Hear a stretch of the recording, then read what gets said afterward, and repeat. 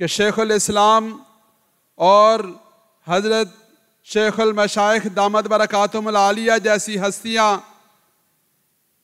اس programme کی سرپرستی فرما رہی ہیں۔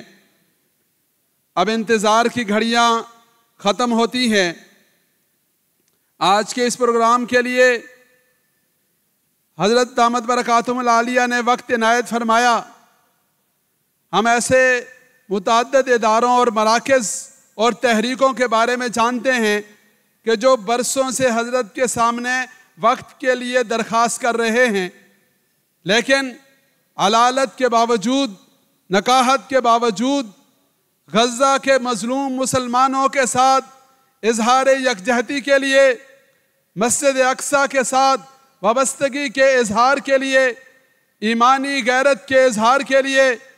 حضرت دامت برکاتہم العالیہ نے اس علالت کے باوجود سفر کیا۔ ایسی ہستی کہ جن کی ایک جھلک دیکھنے کے لیے دنیا بھر کے مسلمان ترستے ہیں، ایسی ہستی کہ جن سے فیض پا کر لاکھوں لوگوں کی زندگیوں میں انقلاب آیا، ایسی ہستی کہ جنہوں نے سینکڑوں کی تعداد میں کتابیں تصنیف کی، ایسی ہستی کہ جامعہ معہد الفقیر الاسلامی کی شکل میں امت کے لیے دینی تعلیم و تربیت کا مرکز قائم کیا، محبوب العلماء والصلحاء، یادگار اسلاف،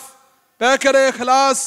حضرت اقدس مولانا پیر ذوالفقار نقشبندی صاحب اب اس اجتماع سے مخاطب ہوں گے۔ میں تمام حاضرین سے کہوں گا کہ استقبال کریں، آپ حضرات کے سامنے اپنے خیالات کا اظہار کرنے لگیں، کھڑے ہو کر استقبال فرمائیں، اور